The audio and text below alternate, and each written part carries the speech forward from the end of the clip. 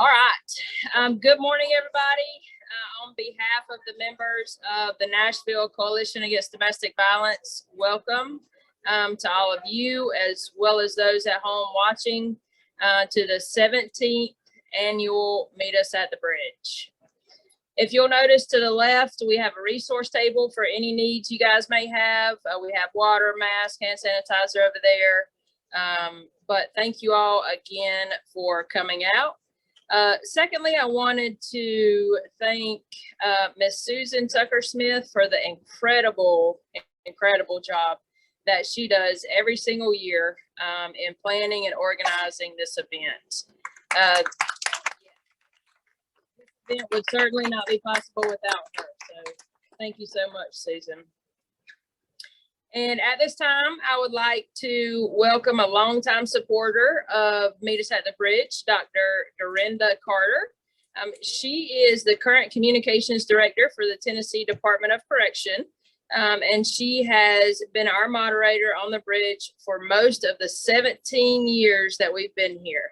So please welcome Dr. Dorinda Carter.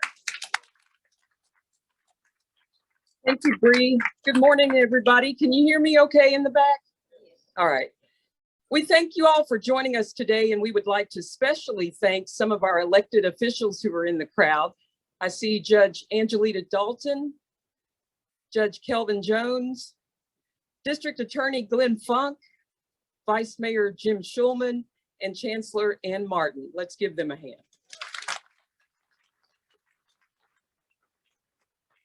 The Nashville Coalition Against Domestic Violence was organized in January 1992.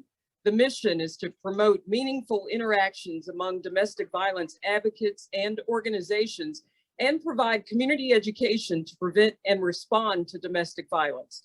Meet Us at the Bridge began in 2005 when a few members of the Nashville Coalition Against Domestic Violence wanted to start an event to commemorate Domestic Violence Awareness Month. The event was to have a two-part program to recognize those professionals who have put forth great effort in working to end domestic violence and to create a memorial service for those victims in our community who lost their lives to domestic violence in the last year. The event has always been here on the John Siegenthaler pedestrian bridge on a Saturday morning in October. This year may still look a little different due to COVID-19. Some of our attendees are joining us at home, but our intent for this ceremony is the same. We come from all areas of town, all backgrounds, and all walks of life, but we gather here in solidarity to say enough is enough to domestic violence. In the previous 16 ceremonies, we have recognized many individuals and organizations for their commitment and dedication to our community. At this point, if you have a memorial ribbon, if you will hold it up, please. In the previous 16 ceremonies, 148 families have tossed roses from this bridge to remember their loved one that they lost to domestic violence. 148 families. That's 87 women, 40 men, 8 girls, and 14 little boys that we have remembered on this bridge. And each of these ribbons remembers those 148 people. Today, we add another 13 lives to that list, and we remember them today.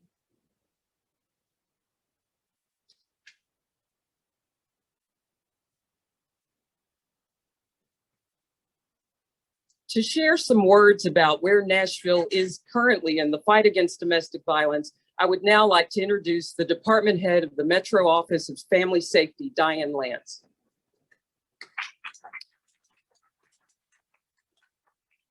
Good morning, everyone. I want to really thank the Nashville Domestic Violence Coalition for putting this gathering together year after year to honor this year the 13 Nashvillians that were killed by someone who was supposed to love them. And to those family members, I want to say I am so deeply sorry for your suffering and for your loss. Everything and every day is harder when someone you love and someone you still need is taken too early. So my deepest sympathies. Every homicide is a tragedy. Domestic violence is even more grievous because it happens from within. It happens from within the family and within a relationship where you're really meant to be the safest. But we know from our own lives, our friends, our neighbors, our coworkers, that home is not safe for everyone and relationships are not safe for everyone. So this bridge event is about two things.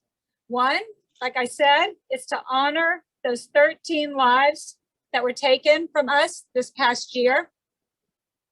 And it's also to celebrate the lives that those who work in this field have helped protect over this past year. And that's a tricky thing about this work. We always know the number that did not survive an abusive family member or intimate partner, but we never know the number that those who work in this field have guided to safety. But I know that that number exists, and I know that number is high. That because of you being able to guide victims to safety and hold offenders accountable, homicides and great harm has been prevented in the city. I was asked what I want to talk about today, and I said I want to talk about unstoppable progress because Nashville is unstoppable. I mean, you can see it everywhere around you. Nashville's unstoppable. But we're also unstoppable in our commitment to prevent domestic violence and domestic violence homicides. And you know you're unstoppable, that that's who you are by your very essence when you can dream it and work towards it and it happens. In 1990s, Nashville dreamed of having specialized judges, courts, prosecutors, police officers, police counselors. It happened and it still exists today. Much more recently, Nashville dreamed of having lots of advocates in the courthouse. And now we not only have advocates, but we have a safe place for victims to wait for court and receive help at the Gene Crow Advocacy Center. One judge dreamed of a trafficking court, Judge Escobar, which is now a highly successful court supported by community partners. We dreamed of identifying and prioritizing highest risk domestic violence victims, which is now being done for every intimate partner violence case in the city. We dreamed of a community-based family safety center to help survivors and their children and to bring us all together in this work. And now we have the national model. We dreamed of having a government department focused exclusively on interpersonal violence. And again, we have here in Nashville, the national model. Chief Drake dreamed of reducing the gaps in how police handle interpersonal violence cases. And he created an entire branch within his police department with outstanding leadership that will be a national model. We dreamed of having enough shelter beds to meet the demand for the highest risk victims in the city. Agape, Mary Parish, the YWCA have all made that happen, with the YWCA even adding a pet shelter. So victims don't have to choose between their own safety and the safety and love they have for a pet. We are the very definition of being unstoppable. And what makes us unstoppable is our special sauce. And I want to tell you what I know to be the key ingredients from the years of my work, the key ingredients of that special sauce. Ingredient number one is the full commitment of city leaders. We have that in Mayor Cooper, so many council members, our District Attorney General, Glenn Funk, and his specialized teams. I mean, our district attorney's office has the largest domestic violence division of prosecutors and victim witness coordinators than we have ever had before.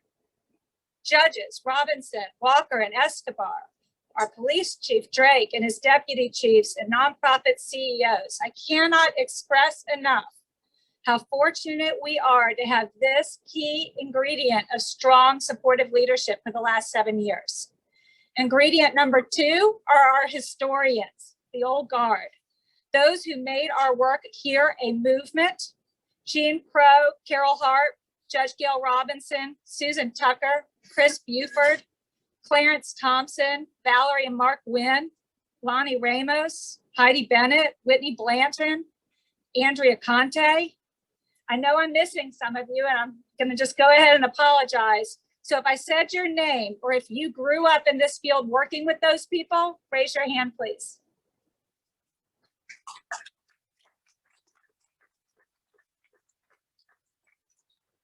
Ingredient number 3, we respect each other and we get along. That is a foundational ingredient for this work, like flour or sugar in any baking project. Ingredient 4, and this is the most important ingredient of them all, is to listen to survivors. They tell us best how to do our work and what we need to focus on. We have a Survivor Voices table over here, so please stop by there and thank them for the work they do to guide us in our city. And that's it. Around the country, people try to come here and figure out how we've done what we've done, but that's it. Those 4 ingredients is what they're trying to figure out. Bold support from city leaders, remembering where you came from and the movement that got you there, working together with friendship and respect, and letting survivors lead the way. With those ingredients placed, we are unstoppable in our ability to make Nashville a safer city, the safest city. So protect those 4 ingredients, and great things will continue to happen and come out of this 30-year movement that we're all a part of, by choice or by tragedy.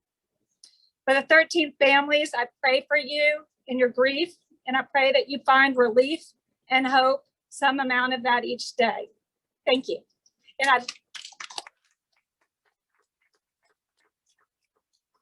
I'm really proud to introduce Mayor Cooper. He has been supportive of all of our work during his tenure in the council, and certainly as mayor. And he is it's really an honor and a privilege to work for him. Mayor Cooper. Well, what a beautiful morning and the start of our beautiful future. And I want to thank a few people who are here today. Chief Drake. Boy, what a great year. Outstanding leadership. Nashville has benefited from your stewardship. Vice Mayor Schulman, Councilman O'Connell. We're right here on the edge of his district over with Councilman Withers. It's always great to be in 19. Chancellor Ann Martin, Judge Kelvin Jones, Judge Anita Blackshear Dalton, Judge Allegra Walker, all so important to this work. And General Funk. It's great to have a job where you're called general, but we need a general in this job. Now, I'm honored to join you here, right here, on the Siegenthaler Bridge. And Diane was mentioning the history part of the mission, because in the mid-1990s, John Siegenthaler chaired a special commission called the Commission of 12. We do a lot of task force now, but maybe this task force was the most productive of any in Nashville. And it was to study ways that Nashville could reduce its homicide rate. And in the course of that work, the commission made recommendations for reducing domestic violence homicides. And I'm told those ideas are still being referred to and used today. John Siegenthaler spent his life fighting for victimized people. So it is fitting that we are here today at the Siegenthaler Bridge to declare our commitment to the victims, to the survivors of domestic violence, and to the family and friends of the 13 people we are here to remember today. Thank you for being here. Nashville honors you and your loved ones. And before today's award winners are recognized and before today's rose toss, I want to take a moment to express my gratitude for Diane and her team at Metro's Office of Family Safety. Nashville was one of the first cities in the nation to establish the Office of Family Safety. With her great leadership, we are still one of only 4 cities in the US to have a Metro department entirely dedicated to this work. And if a city's investments are a statement of its principles and its values, then Nashville got this one right. So Diane, thank you for your work your vision, yes, and your partnership. And I know Diane and all of you are working to make Nashville the safest city in the country for women and children. And I want to just spend a few moments to touch on what Metro is doing with Councilman O'Connell's help and the Metro Council to support that mission. Nashville's budget this year includes just more than $3 million for the Office of Family Safety. Now that represents 1.2 million increase in the last year and a $750,000 that goes to nonprofit partners, being an integral part of the team. And in the 2020, in the middle of the pandemic, Nashvillians sought help and support there more than 12,000 times. That was a 72% increase over 2019 in 1 year. And Diane and her team were able to assist nearly 9,000 clients remotely, by video, by phone, in the middle of our worst health crisis ever in America. And they did that so that Nashville's residents could get the help they needed when they needed it. And for a short while, when COVID first arrived at Nashville's door, we made the tough but responsible decision to issue a safer at home order, but we kept our family safety center and our shelters and our hotlines open 24/7 in this time of greatest need. So thank everybody for getting that done in this time of crisis. And as we emerge from the pandemic, this work continues at the Gene Crow Advocacy Center, which is a top-tier center nationally with 46 government and nonprofit partners, including Metro Police, where Chief Drake has dedicated a branch of his department to interpersonal violence. Now, if the storms that Nashville weathered these past 18 months have taught us anything, it's we are resilient. You can't keep good people down. But second, we are all better when we work together. We are all better when we work together. So I want to thank our great partners in this work, the Nashville Coalition Against Domestic Violence, Sharon Robertson and her team at the YWCA. You have the power, Judge Anna Escobar, the Honorable Gail Robinson, Judge Allegra Walker from our Domestic Violence Court, and everyone who is here today to dedicate themselves to improvement and to outcomes and to progress in our city. I want to thank you for your commitment to our city and to our people, and to thank everyone here for the great work in this most challenging year behind, and to a bright future made possible by your commitment and hard work together. Thank you very much.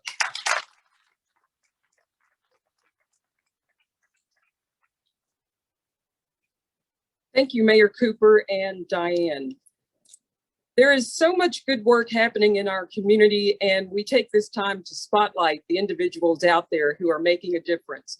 So we'll begin with presenting our first award. The Outstanding Service Provider Award goes to Janiska Williams.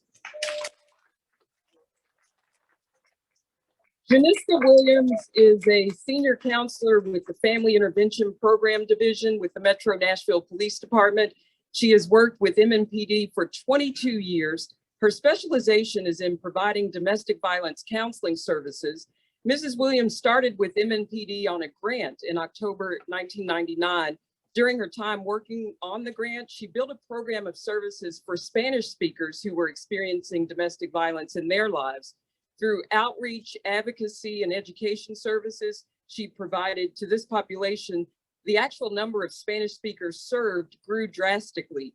As a result, MNPD created a full-time position for Mrs. Williams with the Domestic Violence Division in 2001. And over the years, she has continued to attend conferences, trainings, and workshops to master her skills to continue to provide the best services possible. She loves her work and those with whom she works. She is committed to developing therapeutic alliances, instilling hope, and to helping her clients improve their quality of life. The Outstanding Service Provider Award, Janiska Williams. Thank you. It's an honor. It's an honor to be here, get this award. It wouldn't be for all the people that works with me that I wouldn't get this. So thank you. Thank you for the police department, everybody that I work with. I love what I do. I love helping people. And I'm growing strong and continue. I started in 1999. Now I have a lot more experience to help and reach out to the community. So please come get the help. We need to stop violence. We need to continue to work and save lives. And I want to thank everybody to be here. I see so many faces. I can't name everybody, but I want to thank everybody. And without you, I couldn't be here. So thank you. Thanks.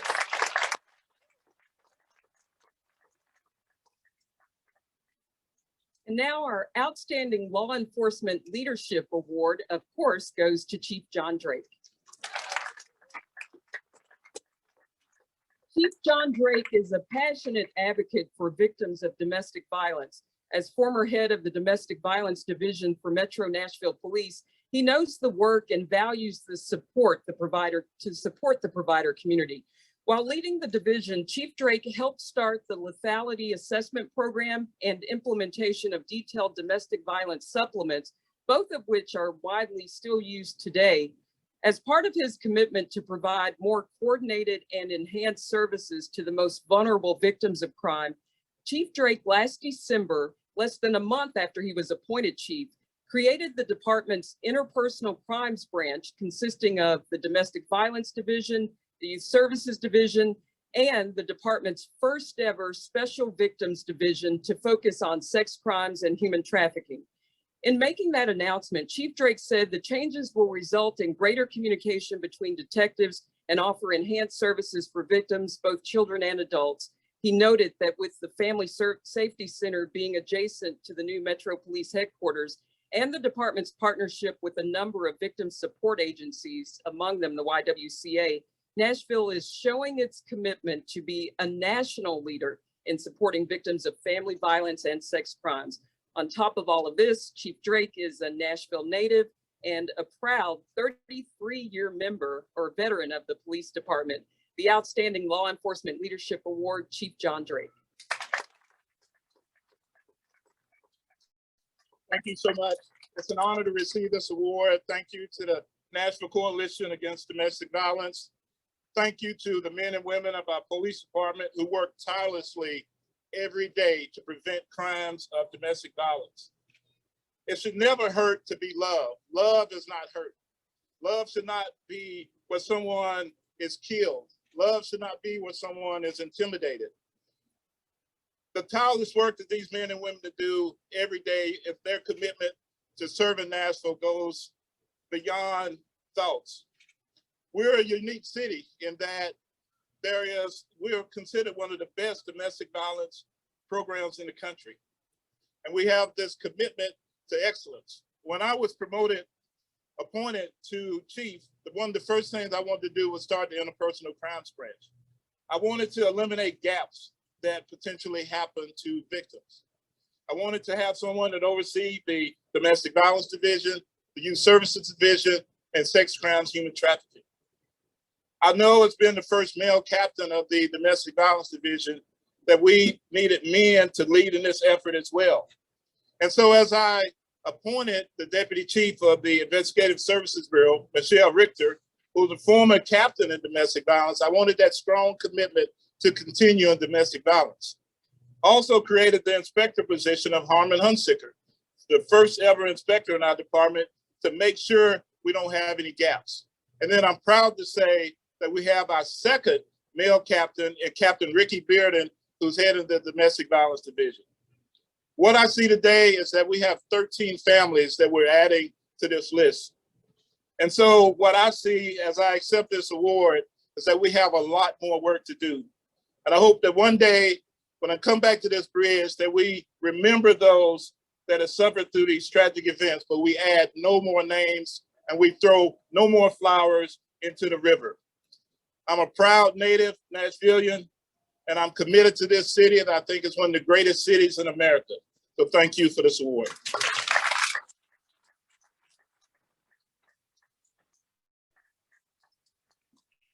The Outstanding Government Official Award goes to Becky Bullard.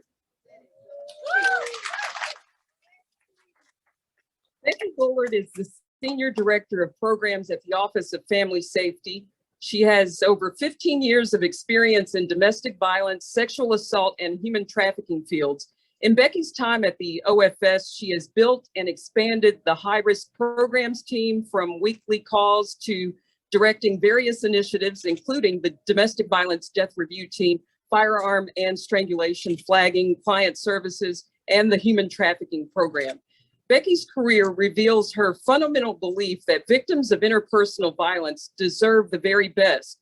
Becky's standard of best involves effective collaboration and teamwork in order to keep victims safe and hold offenders accountable. As the director of Metro's Office of Family Safety Programs, Becky's work not only binds us together, but has led to tremendous change in how to respond to high-risk victims, strangulation cases, and firearms. Becky is a leader in the truest sense of the word, so the Outstanding Official Award goes to Becky Bullard.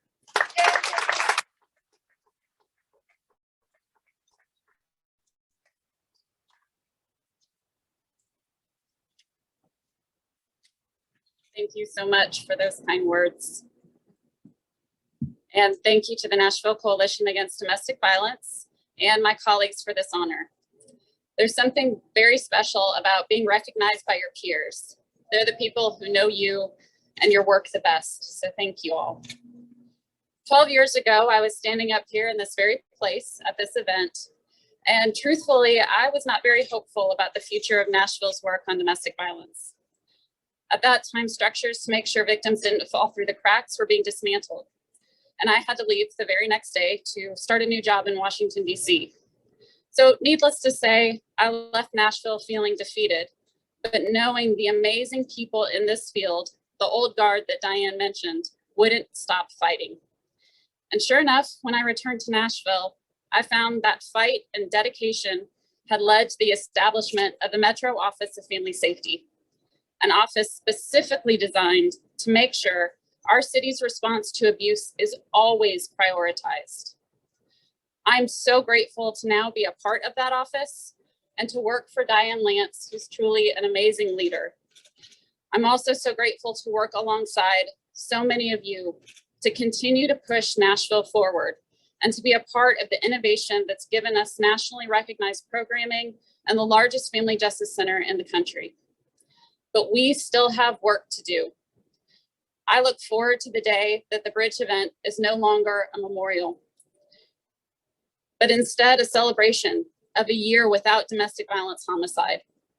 I know it's possible and we can do it together. One of the biggest and most important steps we can take towards that day is ensuring that we're following the laws we have that tell us that convicted abusers shouldn't have access to guns. If you know me, you know I have to mention this lethal gap in our work. I hope you can all commit with me to push past the barriers we face and close this gap together. Victims and survivors' lives depend on it. So thank you to everyone that is here for your courage to grieve with us, your resilience to do this important work, and your commitment to keep us moving forward. I also, of course, and most importantly, want to thank my family for the support that they have given me through nearly 20 years of this very difficult work. I know it's difficult on them just as it is on me, and I couldn't do it without you. Thank you all so much.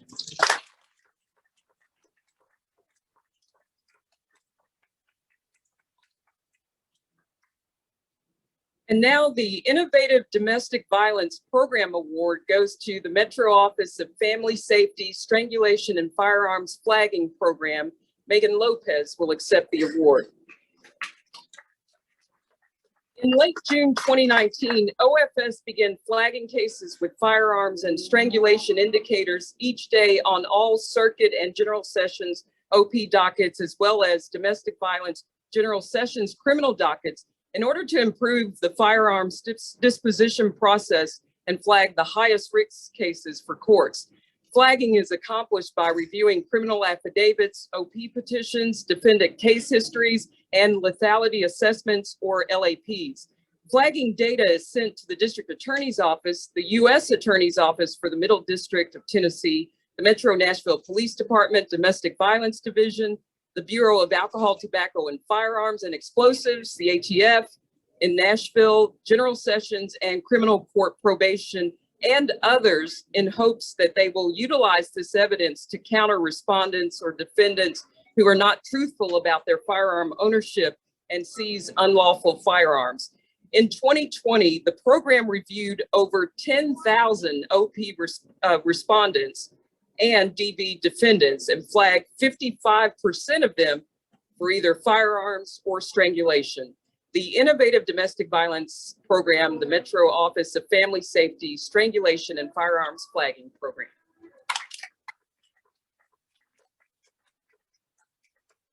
Thank you all so much for the honor of receiving this award for our firearms and strangulation flagging program and for seeing the value of the work that goes into this monumental task. Our focus over the 2.5 years that we started this program was to make sure prosecutors, law enforcement, and advocates know what offenders have a history of strangling victims and what offenders have a history of possessing or using firearms against others. To do this work, the Office of Family Safety reviews the criminal and order of protection history of every domestic violence defendant to see if there is a strangulation or firearms history. We then flag these cases for law enforcement, courts, and advocates. Since we started this program, we've flagged almost 20,000 abusers for either firearms or strangulation or both. And we've used this information to inform how we serve high-risk victims both in court, in our centers, and on Nashville's high-risk intervention panel. It's our hope that this flagging has made Nashville a safer city for victims and their children. So thank you all for recognizing the hard work that the Office of Family Safety's team of staff and interns puts into diving into each domestic violence case every day, and for all the incredible work that you all are doing to serve our city and our neighbors. We're truly honored to be working with all of you. Thank you.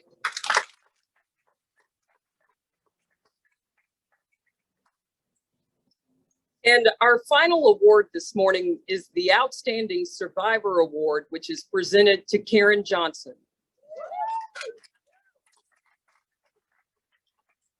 Karen is a member of the Nashville Voices Group, which is a group of survivors who help inform the work of the Family Safety Center. For the last 2 years, Karen has been an active participant in the group and has been instrumental in recruiting members. Oftentimes, she is the first to volunteer for speaking engagements and various projects. Karen can be found offering assistance with food and goodie bags for survivors or participating in public outreach events. Karen's leadership and guidance in the field of domestic violence will continue to change and impact the lives of victims and survivors for years to come. Karen is a passionate self-care advocate and is always willing to share her wisdom. The Outstanding Survivor Award is presented to Karen Johnson.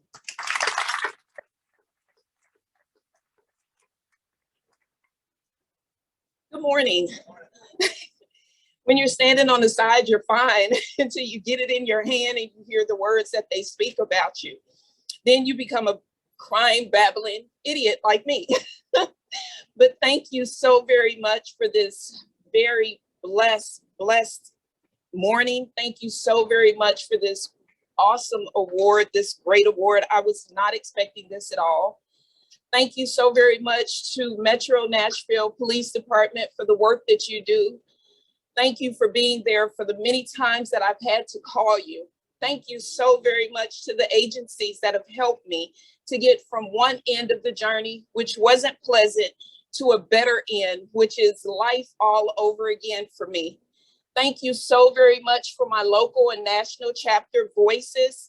You guys have allowed me to have a voice in such a big matter. This does matter. Please speak out to all of those who have loved ones or who may find themselves in a situation. Please speak out. Get help. Do not be afraid. There is life on the other side. You can do it. Your life matters. Please, if there is anyone out there who needs help, get it. If you have a loved one or a family member who is in a situation, please help them. Resources are out here and available. There are people around us who work hard every day to help someone who has been through a situation similar as mine. So please get help. Thank you once again to everyone. If there is anyone that would love to volunteer for Voices, we would love to have you. Let's all continue to be a voice for those who are afraid to speak out. Let's continue to be a voice for those who cannot speak out. And let's continue to be a voice so this matter can come to an end. Thank you so very much.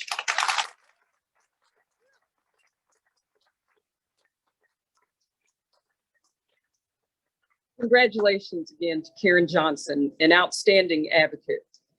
At this time, we remember those we have lost in the last year to domestic violence. Captain Ricky Bearden from the Metro Domestic Violence Division will now lead us in this ceremony.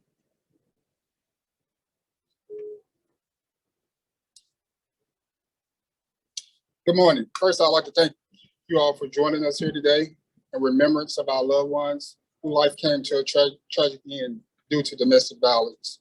It's truly a privilege to be having this event in person after last year's pandemic brought our country to a halt. Companies and organizations across the nation were forced to a standstill.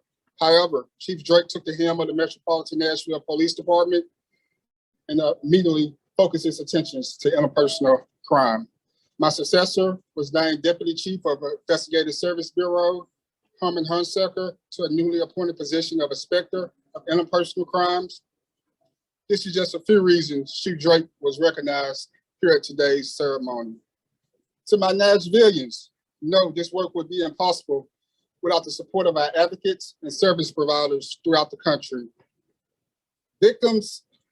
For victims, it's discomforting to seek support and services. Therefore, we have various avenues one can take once a decision is made to seek assistance. Be mindful that we have confidential resources within our department and also our service providers where a victim doesn't need to make a police report or contact police report. They can just seek assistance. I leave you with this today. To truly end domestic violence, we must first end the silence, be the voice. Now I'll read the names of our loved ones we lost. Maria Guadalupe Ruiz, 46 years old.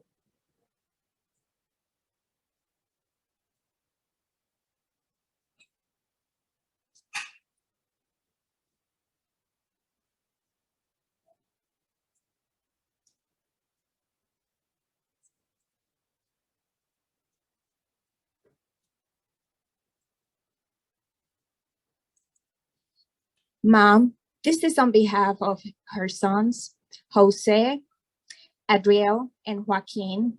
Mom, you are very much loved.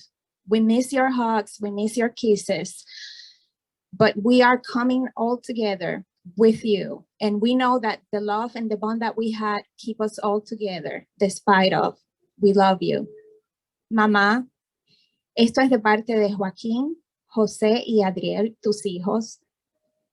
Te amamos, te recordamos, extrañamos tus besos y tus abrazos, pero siempre te tenemos en nuestro corazón.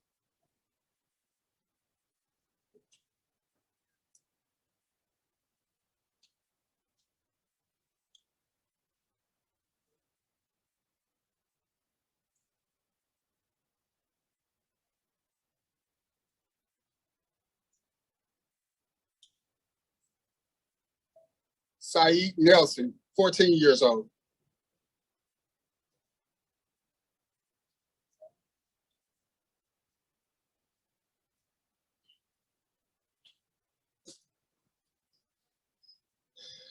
Syed. His very name meant happiness in Arabic. And Abdurrahman, he was my son. From the very beginning, he was loved so much. And everyone he met loved him. He never saw any color or race. People loved him. He loved people. He was taken from him by his half brother. His mother helped to cover the crime. Awaiting trial as we speak. want to thank the district attorney's office, police department for bringing this to a swift. We're bringing them to justice swiftly. Hopefully soon their fates will be determined for the rest of their lives, just as size has been. It was taken away way too soon, and this world is just a little darker with that. Thank you all. I see all these faces out here. It warms my heart and it saddens me at the same time, because everyone here represents someone who is gone, someone who was lost in myth. Thank you all very much.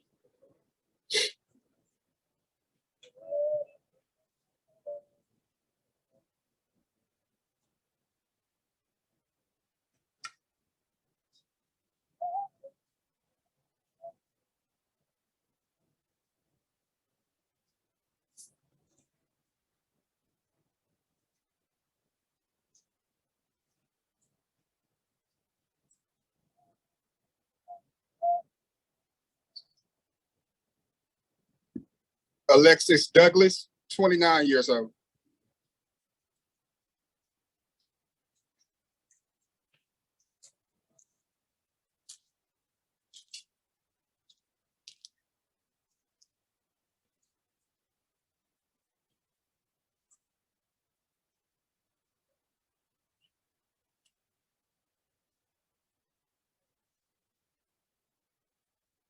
Hello, my name is Cheryl McDonald.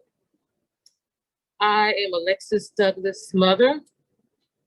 She was a mother of two, Michaela and Xavier, who wasn't able to make it this morning.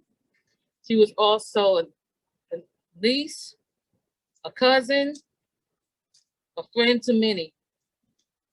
Alexis was well-rounded, very talented. She was a dancer, cheerleader, sung in the choir, ran track, and she was very comical. She kept us all laughing.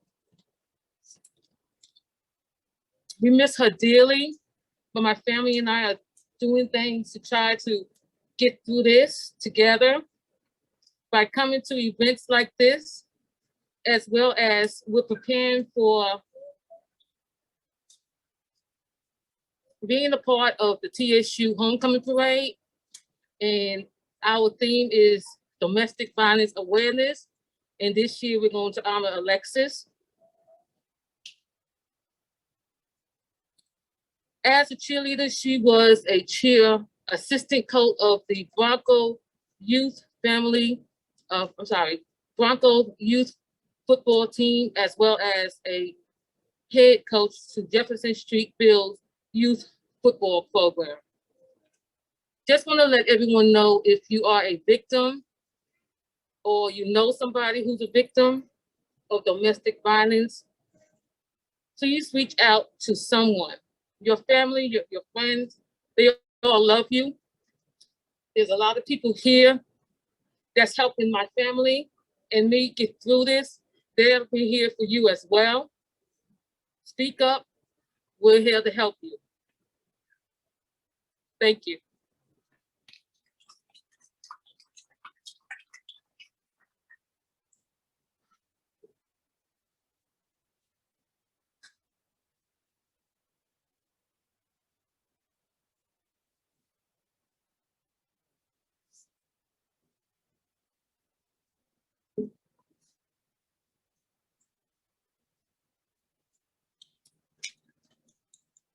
Amanda Byers, 20 years old.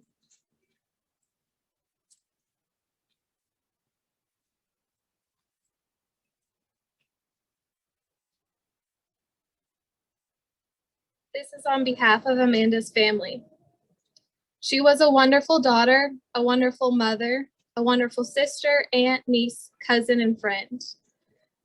God was number one in her life. She had a helpful and giving heart. She was always willing to give everything she had.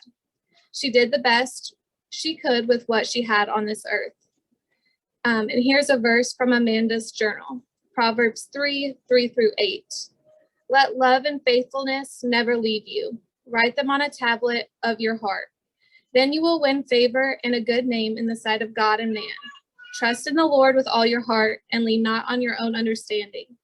In all your ways submit to him, and he will make your paths straight. Do not be wise in your own eyes. Fear the Lord and shun evil. This will bring health to your body and nourishment to your bones.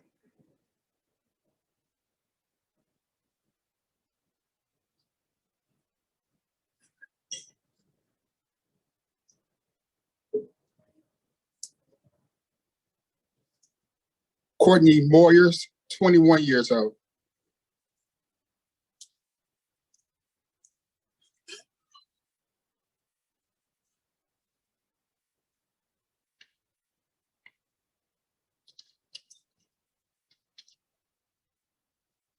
Courtney's family could not be here today, but they miss her and love her very much.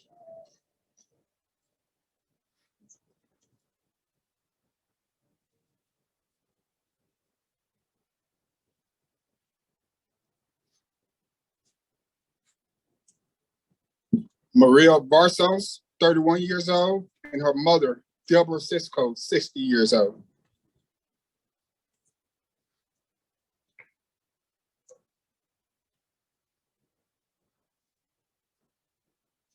Good morning. I'm speaking on behalf of Marie's friends and family. Dr. Marie Barsis was a doctor of pharmacy. She also had a master's in business. She was an amazingly accomplished young woman. She was smart, she was witty, she was kind, she was passionate. She was passionate about helping people. She was passionate about healthcare. She made sure that everybody got their COVID vaccine that walked into her pharmacy. She also provided COVID vaccines to many nursing homes. She was killed by her husband, someone she should have been able to trust her life with. He should not have had possession of firearms that killed her. We need to change these laws, and we need to change them quickly. So please find an organization that helps in this manner. And there's a lot of work to be done. Thank you.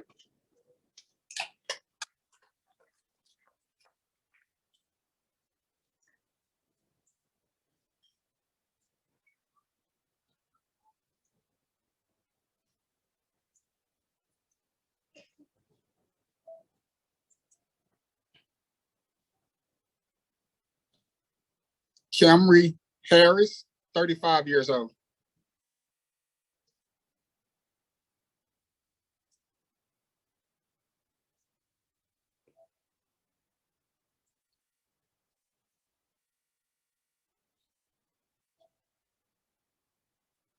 This is a picture of Kamara. Her family could not be here today, so I will just share a little bit with you all about her. Kamara was born December 15th, 1985 in Columbia, Tennessee. She was the daughter of John Robert Duke and Melissa Harris. Kamara was a 2004 graduate of Marshall County High School. She was employed in the fast food industry. She enjoyed braiding hair and fixing hair. She leaves behind 3 children, a son and a daughter, and many loving siblings and her parents and a host of extended family who loved her.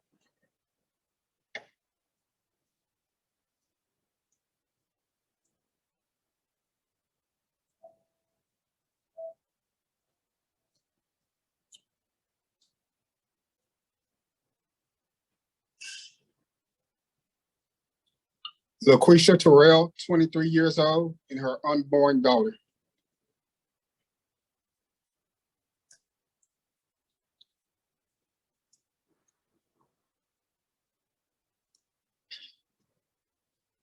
I'll be speaking on behalf of LaQuisha's mother, Miss Latora. Miss Latora wanted everyone to know that LaQuisha was a great child, a loving mother, and her best friend.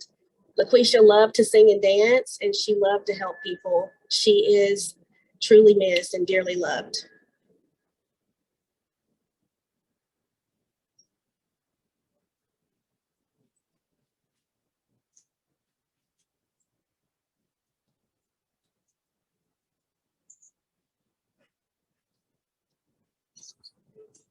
Danielle Simmons, 39 years old.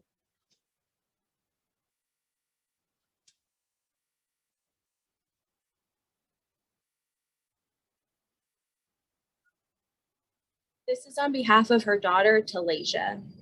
A letter to my mom. You brighten up the world with your smile. You brought joy even on our worst days. Nothing in the world would stop you from living like there was no tomorrow. Everything reminds me of you, so it will be hard to let you go. But I know the time will come, and when it does, I will have accomplished everything that you said I would. I was once your shadow, and now you're mine. I love you and will forever miss you, Shadow.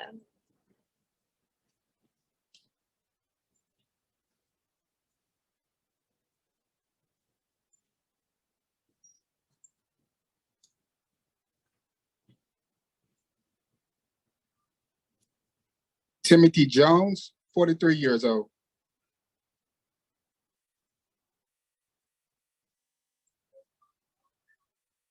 Timothy Jones's family could not be here today, so I'm representing him. The family misses him and loves him.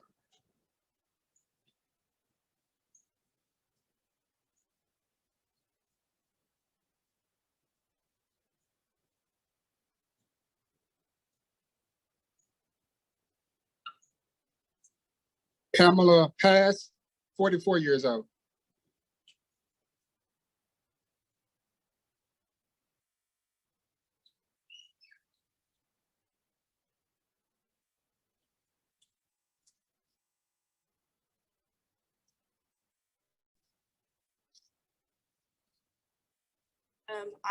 I'm Pamela's daughter, and this is her mom, my grandma.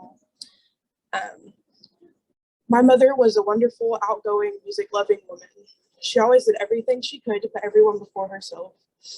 Even on her rainy days, she would manage to make many people smile and laugh despite her not having such a great day. Her loving kindness was shown all over the place at work, at home, and anywhere else she happened to be in the world. She always radiated and preached positivity and equality for everyone. Scrolling through Facebook is a living testimony of that. Along with her kind, positive, and uplifting attitude, she always expressed herself through her love for music. Her name on Facebook was even Pamela Love Music I Vibe. She would always tell me and my siblings how music would set us free, and I truly do believe that that was her escape. She gave nothing but love to this world, and for that, on behalf of me and my siblings, we are forever grateful. My mom will always be remembered as the crazy, music-loving, red-haired, compassionate friend / coworker and mom. She never failed to bring her bright, shining light to this dark world, and her legacy continues to do that.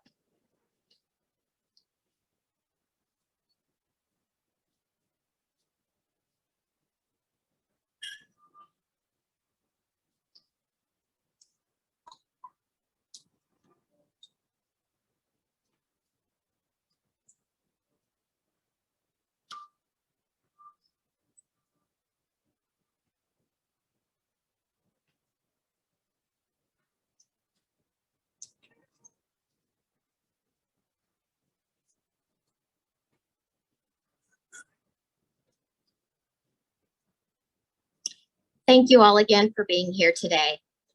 To the families, thank you for sharing the gift of your loved ones with us. Please know they will not be forgotten. They will live on in our hearts and our community forever. To the award recipients and all those working to eradicate domestic violence every day, your strength is immeasurable. You're an inspiration, and I am grateful and humbled to do this work alongside you. If you are a family who has been with us before, we have extra roses for you. You are welcome to privately toss a rose in remembrance of your loved one at the conclusion of this event.